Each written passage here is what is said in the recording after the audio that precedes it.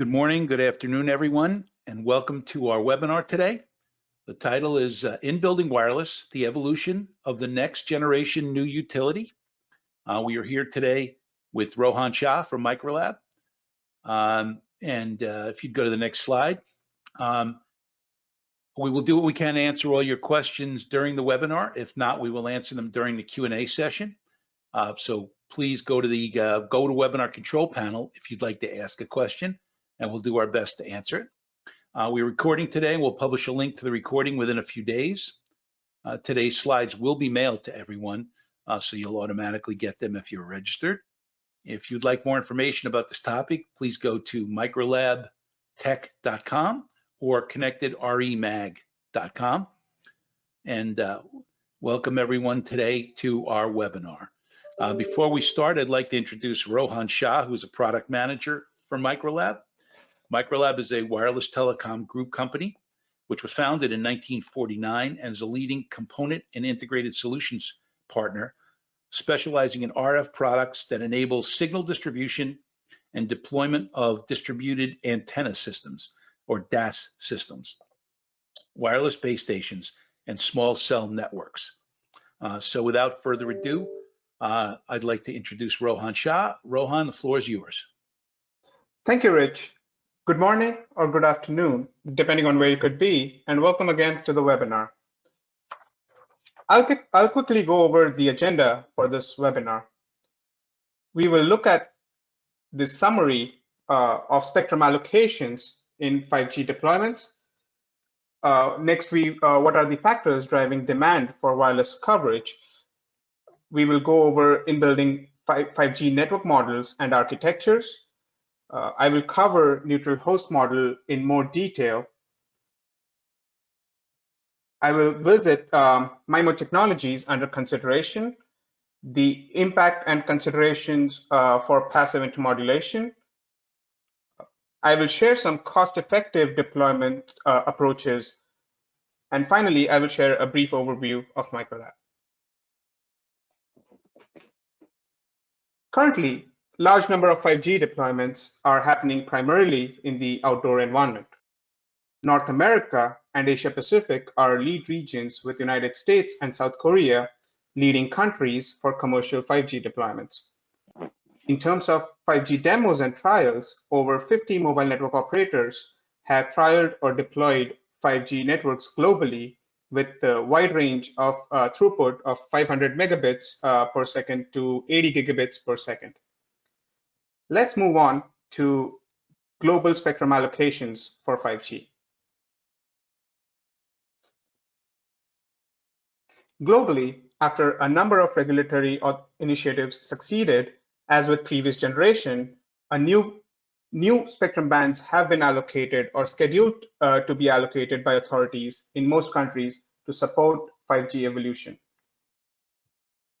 3GPP recognizes two overall frequency ranges, FR1 and FR2, which includes millimeter wave. The increase in spectrum allocations has enabled adoption of huge amounts of capacity with bands that have so far been underutilized. It is particularly interesting to note that Asia and Europe primarily intend to target the FR1 bands for initial 5G services, but will support higher FR2 bands in the future. In contrast, within US, much of the attention has been focused on FR2 bands due to untapped capacity potential for the spectrum. In commercial definitions, from the conventional licensed low bands under 2.4 gigahertz, the mid-band spectrum from 2.5 to 6 gigahertz and millimeter wave are globally recognized as well as allocated bands for 5G. The millimeter wave bands are being utilized for extremely dense regions having much lower coverage due to challenges with signal propagation, but higher capacity with short-range communication. The FCC approved a total of 3.85 gigahertz of licensed and 7 gigahertz of unlicensed spectrum in the millimeter wave. The low band provides the benefit of fortifying the coverage layer. Since most operators own 5, 10, or 20 megahertz blocks in these bands in a given region, capacity improvement in 5G with improved spectral efficiency still limits their use for higher capacity. These are legacy generation licensed bands that are being utilized with dynamic spectrum sharing, or DSS, by mobile network operators for 5G, enabling operators to simultaneously offer both 4G and 5G network with the same band. The mid-band spectrum is highly sought after and globally recognized for 5G deployments, as it balances benefits of millimeter wave and low band with the desirable trade-offs between coverage and capacity. This is especially highlighted with increased allocation and planned utilization of mid-band spectrum. In Europe and Asia Pacific, the auctioned band 42 and 43 bands lying in the 3.4 to 3.8 gigahertz are being utilized for 5G networks. Within US, band 49 is allocated for shared use as CBRS, and additional allocation of C-band is under FCC review. With upcoming Release 16, utilization of unlicensed spectrum for 5G NR will be defined. Thus, band 46 offers 4 channels in the 5 gigahertz band for 5G NR unlicensed while coexisting with LTE LAA and Wi-Fi. One of the necessities of 5G is to utilize both licensed and unlicensed spectrum, as well as shared spectrum. The utilization of all 3 broad categories of spectrum increases total available bandwidth to achieve highest capacity with carrier aggregation. Globally, 5G is enabled over multiple air interfaces and different spectrum as needs dictate. Let's now look at some of the US spectrum trends. Major mobile network operators have already started deploying respective licensed bands in millimeter wave and low band with dynamic spectrum sharing for 5G in the outdoor environment, as well as certain indoor venues with high demand for capacity. The licensed millimeter wave spectrum have also been rolled out in major cities with mixed reviews. For mid-band spectrum, FCC has earmarked 3.7 to 4.2 gigahertz for licensed and shared access, with rulemaking launched in 2018. With CBRS PAL auctions coming up in July, mobile network operators can start using PAL licensed channels as primary cells and GAA channels as secondary cells in carrier aggregation mode. Based on the success of CBRS shared spectrum model, additional 3 gigahertz of bandwidth is being considered for shared use. That concludes an overview of spectrum allocations. Rohan, let me ask a quick question. Yes, please. How will the various available spectrum bands be rolled out for 5G? And will millimeter wave ultimately cover the entire US? That's an interesting question. All mobile network operators are expected to roll out available spectrum assets for 5G coverage in a layered spectrum approach I shared previously. During this initial period, it may appear that there is a divergent approach with focus on both the millimeter wave as well as low band rollouts. However, it is just the order of adopting the assets, and the 5G coverage is eventually expected to converge around a layered approach. With the dynamic spectrum sharing in 5G, the legacy practice of reforming the spectrum assets will not be necessary, and we can see increased utilization of FR1 bands with 5G NR that are currently not being used for 4G. For the foreseeable future, in terms of entire US coverage, millimeter wave will not be covering the entire US for 5G due to the huge amount of investment required to do so. But rather, the deployments would be in hotspots addressing the areas with the highest capacity demands, but the coverage area of such hotspots will be small. Mid-band spectrum would be supporting bulk of the capacity as well as coverage of 5G outside of these hotspots. I hope that addresses the question. Yes, thank you. Appreciate it. Okay. Let's move on to necessity of in-building wireless.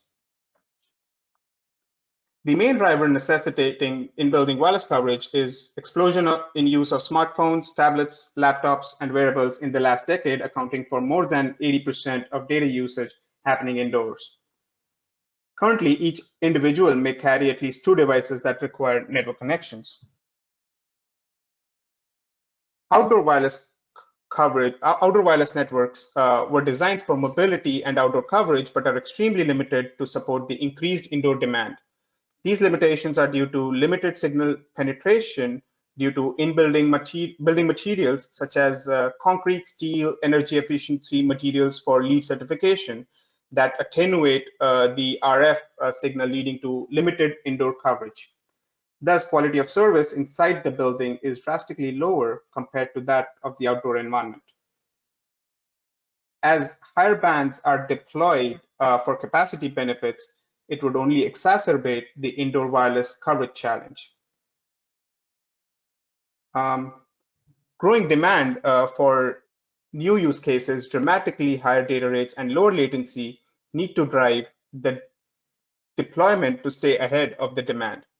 The success of this next generation of wireless technology is predicated on improvement to 2 key factors: coverage and capacity, to support the 3 core functionalities of throughput, ultra-reliable low latency, and supporting massive heterogeneous mix of connected devices, including IoT. Thus, it is necessary to extend coverage and capacity into a broad range of public venues, public venue verticals, including commercial real estate, like commercial and residential real estate, like office buildings, industrial parks, shopping malls, large and dense venues like stadiums and convention centers, manufacturing warehouses, and mass transit systems. These venues are high density, with number of devices in a given area being extremely high, with nearby macro tower insufficient to support the demand. These locations can thrive with increased visitors, new leases, retention of tenants, value-added fan experiences, and increased productivity due to 5G networks having the ability to meet a wide range of diverse requirements for latency, throughput, and availability while delivering on multiple use cases. It will enable a significantly broader number of use cases, revealing new addressable markets with new services or products and new demands unimagined. When considering wireless coverage for the in-building verticals, it is necessary to be aware about the coverage and capacity requirements of today and potentially future, as well as the service requirements. This can be determined by the density of user equipment and capacity demand based on the venue. Large stadiums with high density of users using high bandwidth applications like augmented reality or virtual reality and ultra high definition videos would require highest capacity, but coverage area would be significantly lower when compared to campuses where lower capacity networks are fine, but the area of coverage is huge.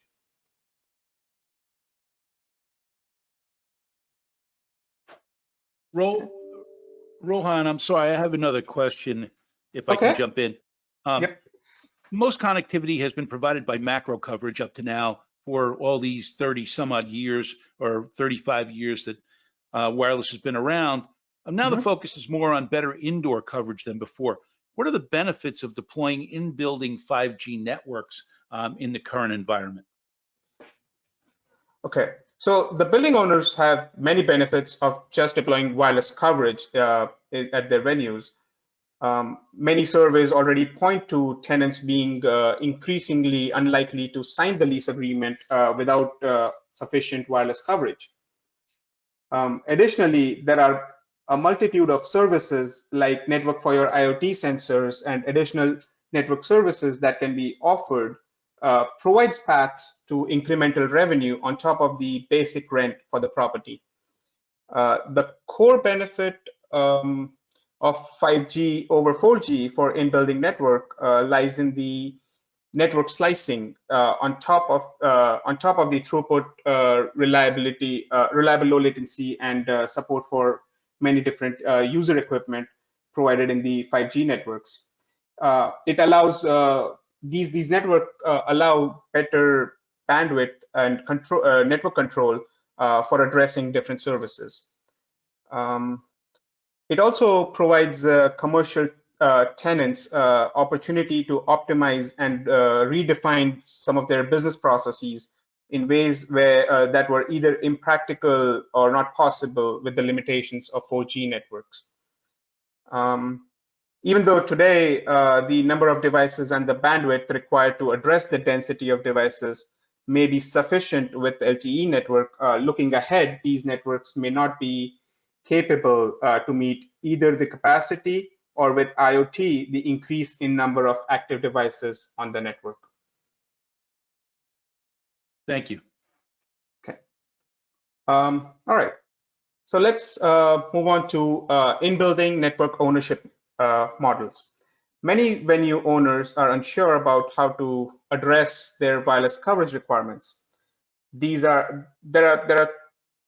are three broad models of ownership in in-building networks. The first is mobile network operator-owned deployments. Typically, these are single mobile network operator networks, but in many cases, MNOs can come together for multi-carrier networks. This would be a network where the single or multiple mobile network operators would fund the complete design and deployment, as well as future maintenance of the network. In this model, the venue owner has least room for customization for additional services on the network, but gain the benefit of carrier-grade coverage, and the network commissioning can happen much more quickly. Having said that, certain applications can be concerned with the security of data with this model of deployment, and with the venue owner having least capacity to customize the network.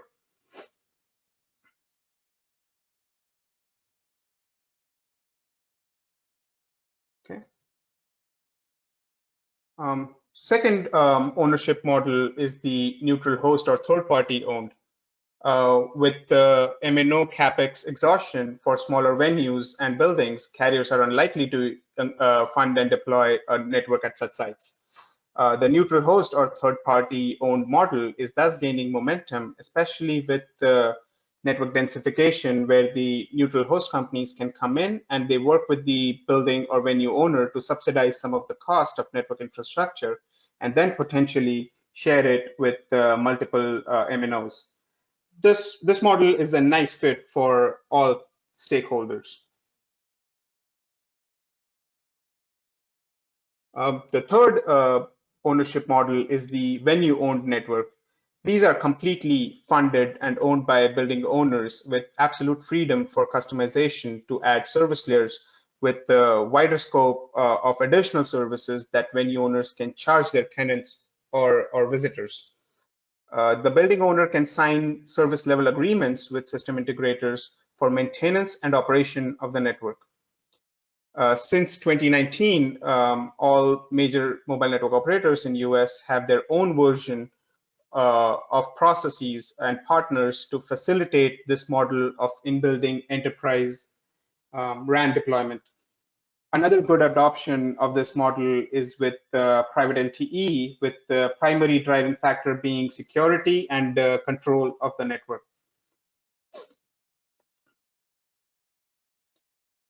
Let's cover a neutral host model in slightly more technical detail. Neutral host is a popular term with many inferences depending on who you are talking to. It can constitute neutral hosting of access, the backhaul, RAN hardware, site assets, spectrum, and core network. At certain venues, a leading mobile network operator can also act as a neutral host to other operators. All options are viable for neutral host networks. The key benefit is sharing the multiple costs associated with deploying the network and net commercial benefit to the operators as well as the building owner. The savings for the stakeholders depends on depth of the sharing agreement. And the key stakeholders in this neutral host network are mobile network operators who own the spectrum and allow users to connect, building owners or venue management companies that own and operate the facilities where the network is or will be deployed. The actual tenants or visitors are also part of the stakeholders. Designers and integrators for in-building wireless solution for the MNO or the landlord. And finally, the neutral host companies themselves who fund and operate the in-building wireless solution on behalf of the building or venue owner. The sharing of network infrastructure as defined by 3GPP includes multi-operator radio access network and multi-operator core network. In multi-operator radio access network, the G node B, as I'm sharing right here, is shared between multiple operators, but the core network and control and visibility is retained by the MNOs, with them getting the commercial advantage of partially shared infrastructure. It retains the use of dedicated licensed radio frequencies for each MNO, allowing independent service deployment. In multi-operator core networks, the difference is that the baseband and spectrum are also shared between the operators. This prohibits independent service deployment, forcing shared service, and the mobile network operator would have to either share their own spectrum or utilize another MNO's spectrum. It is an extremely cost-effective sharing approach for small cell topologies. As I mentioned in the previous slide, there is a shift to a more landlord or neutral host funded in-building wireless networks. So the neutral host or third-party companies typically take the CapEx cost of deploying a network and turn it into an OpEx-driven model. Ultimately, the overall costs are transferred to the tenants or operators or operator users. Many of these neutral host deployments also rely on mobile network operators signing up as tenants to join the network, with business cases justified with the second or third carrier tenant. This could take time.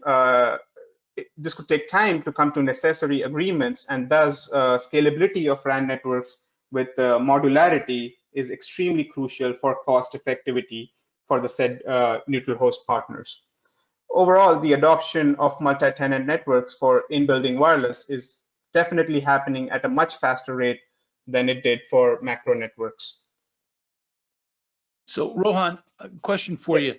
Okay. Do all buildings or will all commercial and industrial buildings need 5G? Or what are the applications that can't be served with current networks or with deploying 4G? Okay. I would say not all in-building deployments need to be 5G. However, it completely depends on the density of users that would benefit from the network, as well as the potential services that can be offered. All venues that have coverage and signal quality challenges do require in-building deployment, as we covered why earlier. If you're putting in a new network, considerations for 5G enable you to extend the life cycle of the network. With the new use cases, the reliability of connection is also being increasingly taken into consideration above just the throughput for many applications. For example, smart buildings or multi-tenant residential properties, a large sensor network for automation of climate control, as well as higher definition cameras for security can benefit from reliable connectivity. At medical facilities, better wireless infrastructure can assist in easy capture of large amount of data generated from patients and various diagnostic or monitoring tools like MRIs or 3D ultrasounds to be accessed anywhere by necessary personnel. Also, high-density public venues have already begun deploying or considering 5G deployments in the near future to improve the return on investment for the network they're putting in, and to support the use cases of 4K video sharing and image sharing applications by the visitors of the said venues. Good, thank you. Okay, all right. Next, we go to the different architectures or topologies for wireless coverage in a building. There are three primary categories: DAS, distributed radio service systems, and small cells. I'll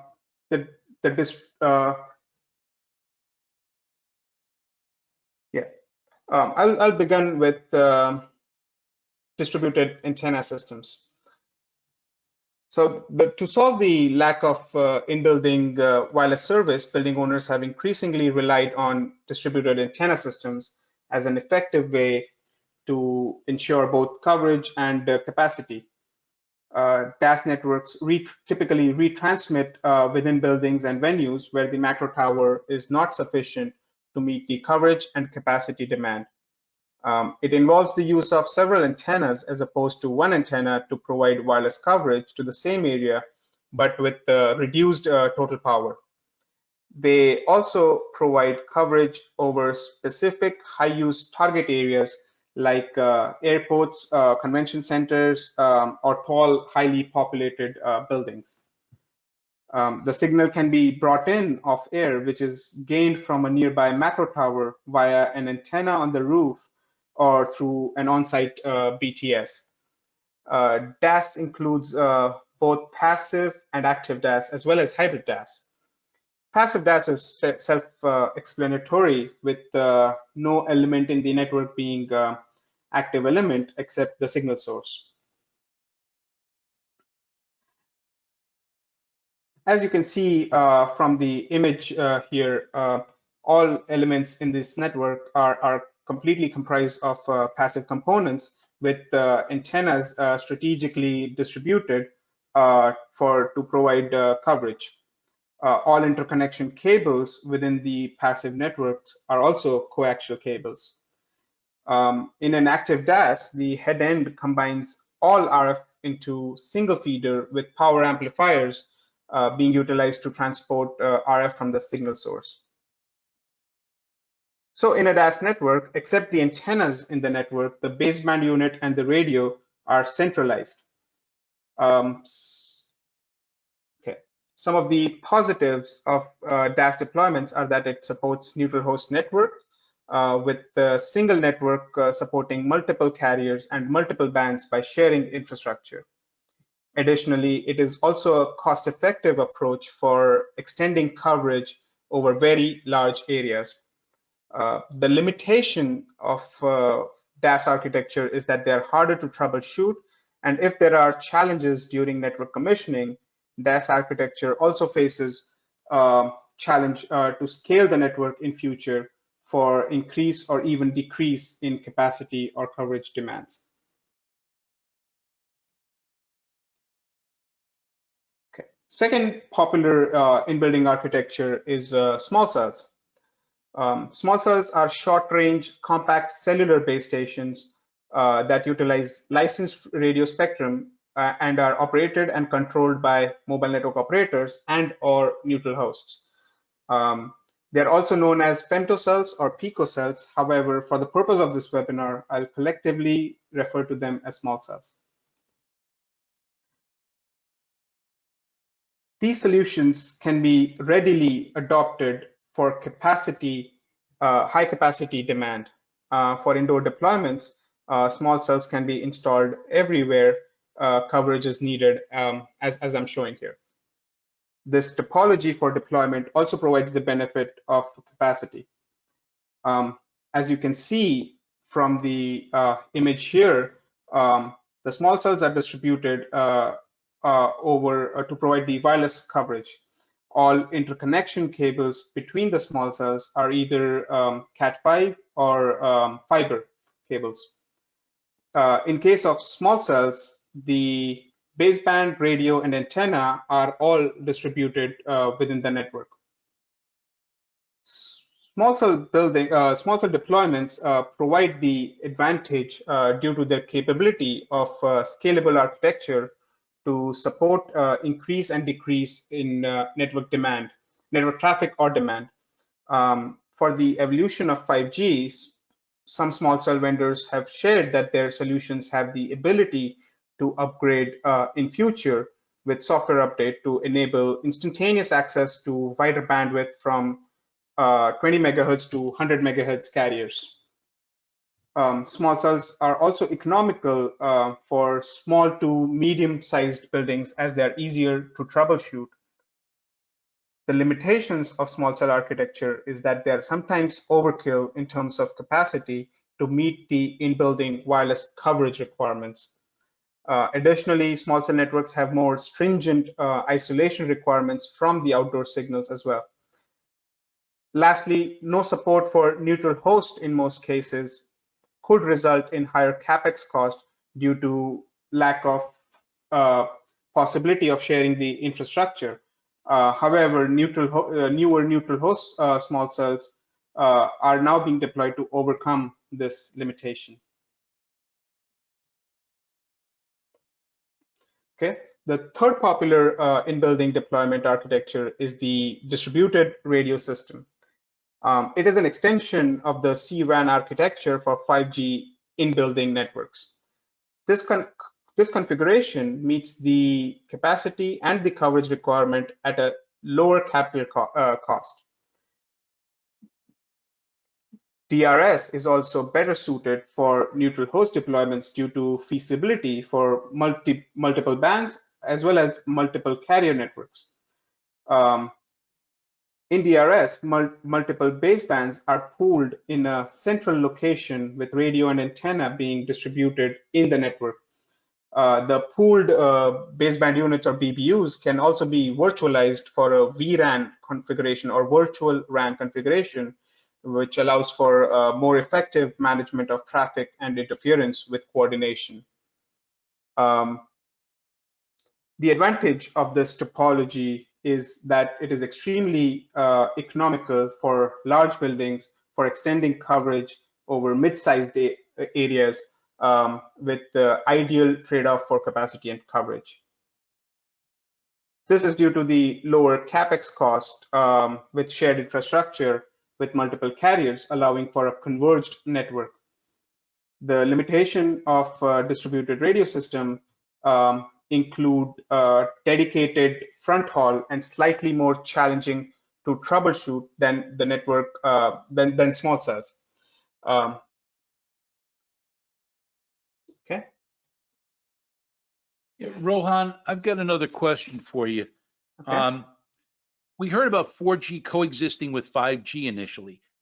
What does that mean in terms of network configuration? Can 5G ride on the 4G network, or how will that work? Okay. So, well, the launch of 5G networks is definitely not an indicator in any way of decline in 4G. Significant 4G investments are expected to continue with over 50% estimated 4G market share up to 2025. And thus 4G will continue to be critical even past the current 5G introduction. In terms of network configuration, there are two trends in which 4G coexists with 5G. First is as defined by 3GPP with 5G non-standalone and standalone architectures. In 5G non-standalone, which we currently see as extensively marketed configuration, the 5G radio will use the 4G infrastructure in terms of the EPC and for control plane communication, but the user plane data will be over the 5G interface. The 5G standalone will be completely independent of 4G infrastructure with 5G core and 5G radio, but the wider commercial adoption would relatively be in the future. The second interesting trend is with dynamic spectrum sharing, or DSS. In 5G, the isolation of the core network from the RAN has allowed for coexistence of 4G service and 5G service on the same band. This has necessitated use of same band combining in the RAN. It is commercially beneficial in terms of licensed band utilization by avoiding refarming of the spectrum, but avoiding refarming of the spectrum, in which you usually terminate one service and deploy another, as well as it protects the investment made in the 4G infrastructure over the last decade or so. Gotcha. Thank you. All right. Let's now move on to MIMO technologies under consideration for 5G. MIMO stands for multiple input, multiple output, and is one of the core solutions for 5G networks. It comprises of multiple technologies.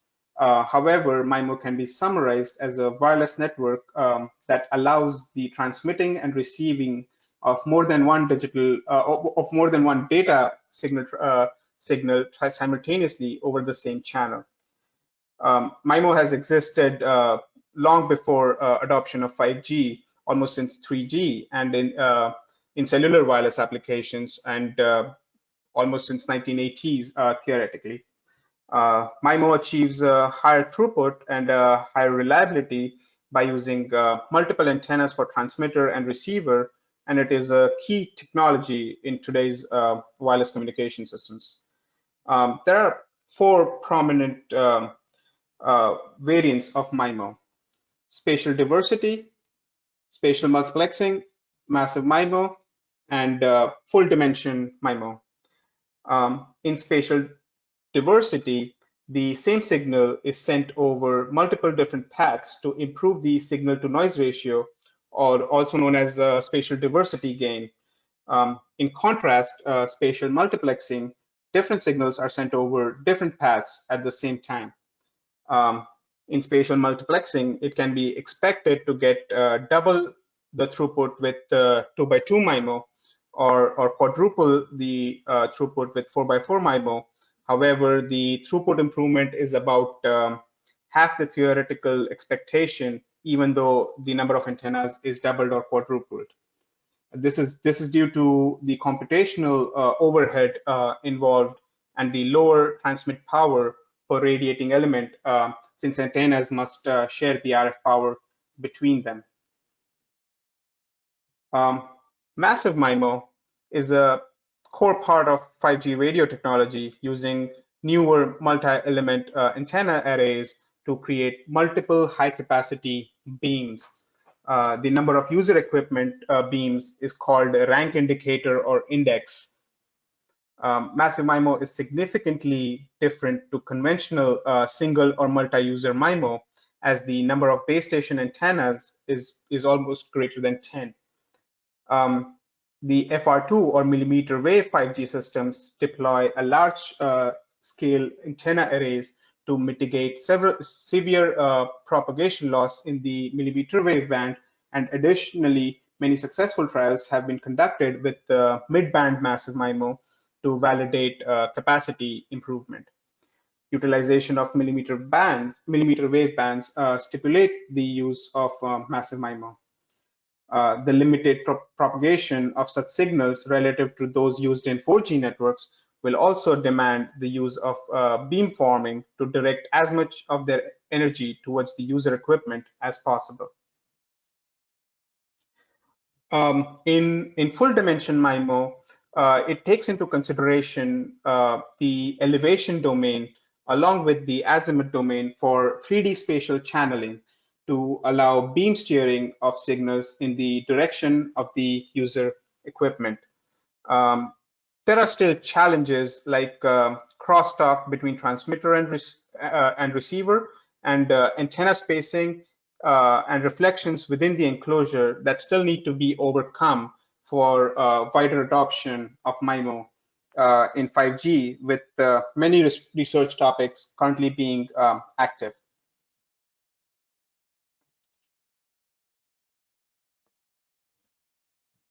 Next, okay, let's look at our good old friend PIM, or impact of PIM on new 5G networks. Intermodulation is addition of signals to create new signals, like in a mixer, where it is desired for the signals to add up to produce more signals, perhaps to put it on a carrier. Passive intermodulation, or PIM, is the unwanted presence of intermodulation products in the highly sensitive uplink band when two or more downlink signals pass through a passive device with nonlinear characteristics like dissimilar metals. Like here I show with the F1 and F2 adding up or subtracting, and the intermods lying in the receive band, which can cause significant challenges. This is now a more prominent consideration in 5G networks, with higher utilization of available spectrum and modulation schemes like cyclic prefix OFDM, with higher peak power, all of which makes networks more susceptible to PIM issues.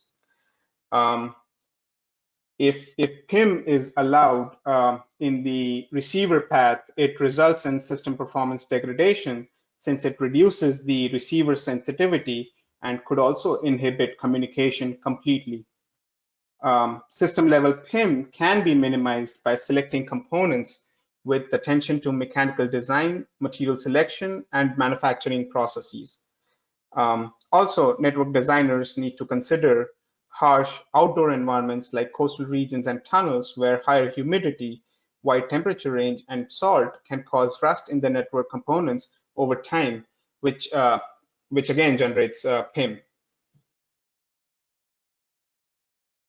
Here I'm showing one of the network components that is put through a severe salt spray testing to test for longevity of the product out in outdoor environments. This test is typically around for 30 days, constant salt spray to validate the life cycle of the product and the possibility of rust becoming an issue over time. With the use of such guaranteed low PIM components with salt fog rating, ensures prolonged low PIM performance in the network. The system level PIM would be below the noise floor without impacting the network performance.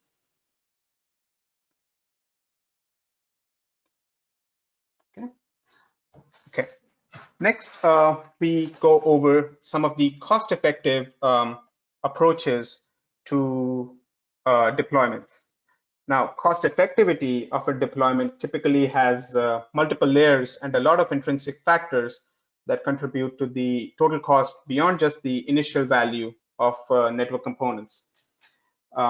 It is necessary to be mindful of the many factors that impact the total cost of ownership beyond just the initial cost of the hardware and the installation. For building owners, it is better to include wireless. It is better to include capacity for wireless cables that would be deployed into their hardware and into their building, and it is much cheaper rather than retrofitting when needed. This translates to consideration for necessary conduits for cables, power distribution, and cost-effective location for the wireless coverage hardware. Some operators are already combining up to 5 different licensed frequency bands, and these requirements multiply the amount of RF hardware required at a site with the wiring diagram getting pretty complicated. With 5G finally becoming a reality, the networks not only have to achieve higher system performance, but it must be accomplished in a more cost-effective manner. It is crucial to select the appropriate solutions for each deployment. However, selecting the appropriate solutions out of the multiple options can be challenging. Consultation with solution partners like Microlab can be a valuable resource to combine the network designer's deployment expertise with the vendor's product expertise.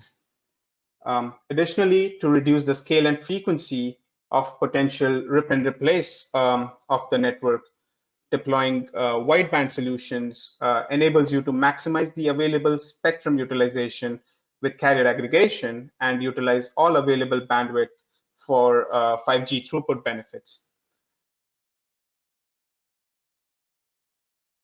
For neutral host deployments, it may not be possible to have all the operator contracts in place on day one of the deployment.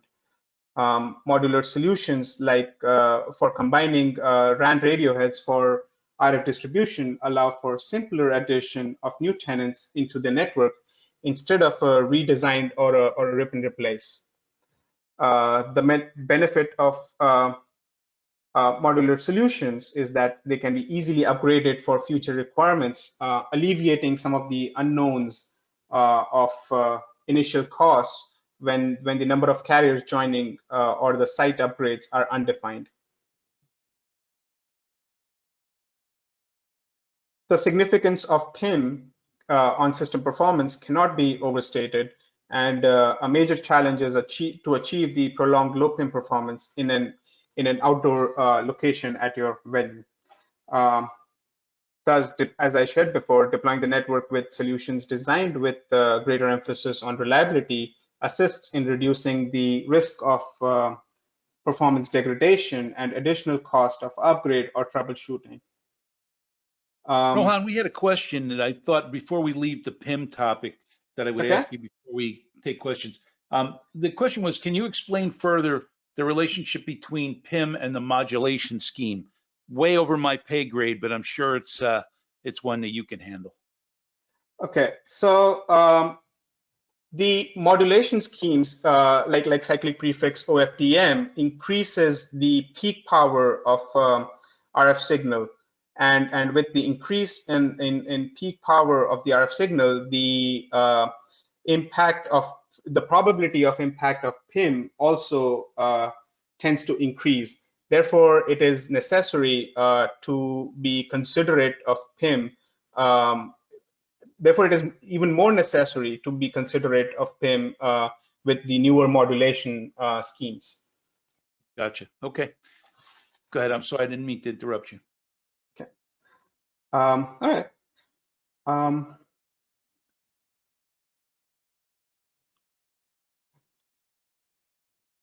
Okay. So many customers also share that they rely on high quality components and guaranteed specifications, as it enables reducing on-site troubleshooting time, which can lead to subsequent delays in commissioning and add to the project costs. Sites can be deployed much more quickly with solutions that are relied upon and pre-approved by operators for 5G deployments. So in summary, for carrier-grade wireless coverage, utilize products that are relied upon by carriers and neutral host companies. Okay.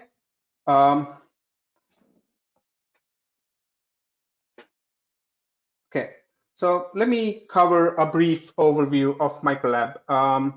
Microlab is a wireless telecom group company that designs and manufactures high-performance RF components and integrated systems that enable signal combining and distribution of wireless for wireless networks, as well as active solutions for network synchronization and monitoring.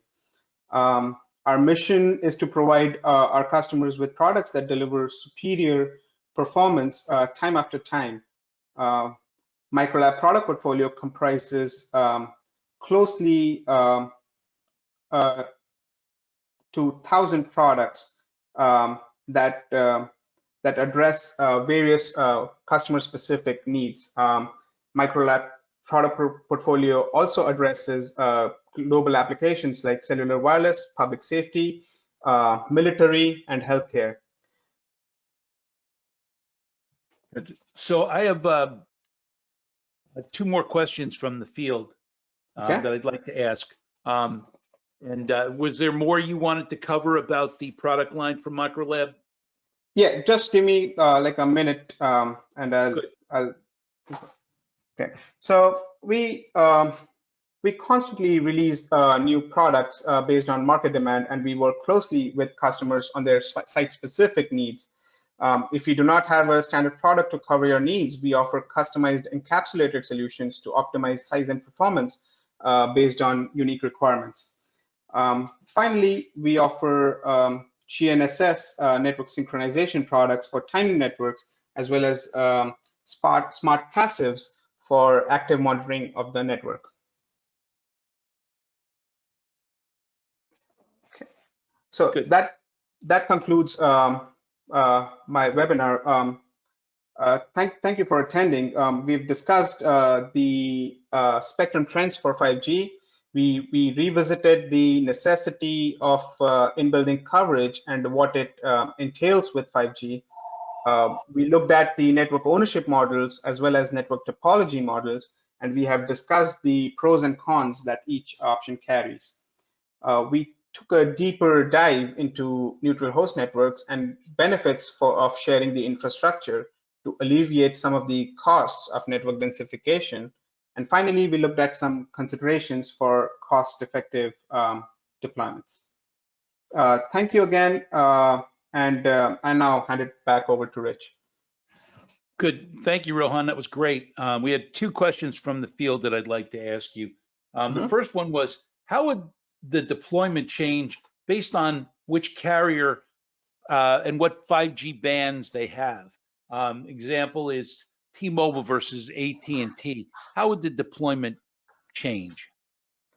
So if you're trying to deploy a 5G network, it would be necessary to understand the allocations or the spectrum allocations the carrier has made for the 5G currently.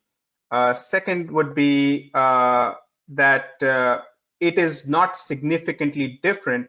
However, as I shared, that neutral host networks tend to be more beneficial. So it is not about a single carrier approach, but more rather how to effectively get a neutral host coverage, in which case most bands are common, licensed bands are common between 600 megahertz for T-Mobile to 2.7 gigahertz, including the BRS and PCS and AWS AT&T spectrum. If you're deploying in-building millimeter wave solutions or FR2 bands, those are integrated small cells currently in terms of device support, in terms of equipment support, and those would be by partnering with OEMs that manufacture the radio equipment. Got it. Okay, thank you. And this is one that's a puzzler for me. Will ERRCS, the emergency response frequencies, be protected by specified wraps or be called out by the third-party inspectors? I'm not sure how that fits, but I open that question to you if that's something you can answer. So okay, ERCCS or ERCSS is the emergency radio communication system, which is the public safety networks within the in-building. I'm not sure I completely understand the protected by the wraps, but maybe I can take this question offline to address post this webinar. Good, and we'll let you know who sent that in. And the last question was, can you share your thoughts on the difference between integrated small cells versus virtualized distributed radio solutions for CBRS and shared spectrum deployments? That's a good one. Okay, so CBRS shared spectrum model is the usage or utilization of the band between different tiers. Can you repeat the first part of the question, Sure. Rich, please? Can you share your thoughts on the difference between integrated small cells versus the virtualized distributed radio system for CBRS? So in virtualized radio systems, I mean, it's more like the radio resources. Go ahead. I'm sorry. Yeah, the radio resources are virtualized in a data center, and or the network resources and allocation and management are virtualized in a data center. However, that does not closely tie into small cells, because the small cells are at the other end of the network infrastructure, and deploying integrated small cells, it would be still require access to the core, and access to the core, which could be which could be virtualized in terms of radio resource allocations. I'm not sure I completely justify the response required to this question, but that is the yeah, we can get back to that questioner with that answer. But here's one I think is really a good kind of wrap up, because we only have a minute or two left. Are there any examples where Verizon, T-Mo, and AT&T are sharing the baseband? Is that a new host solution, or how would that ever come about? So yeah, in multi-operator core networks, it is possible, or the specifications do define how to share basebands. However, I'm not aware about any real-world deployments that have actually used this model. Maybe some of the attendees may be aware, but I'm not aware. But it is definitely has been specified, and it is beneficial in the outdoor environment where multiple small cells and multiple fiber is not necessary, where you can share the infrastructure of access and small cell, and as well as the baseband between the carriers. Gotcha. So we're out of time, Rohan. You did really well today. Thank you. And I want to let everyone on the call know that we will be sending the slides out, and the recording of this will be available in a day or two. And I want to thank everyone for joining us for the Microlab webinar today. And I thank you, Rohan, and your team for putting this together for us. And we are clear. Thank you very much for attending today. Thank you.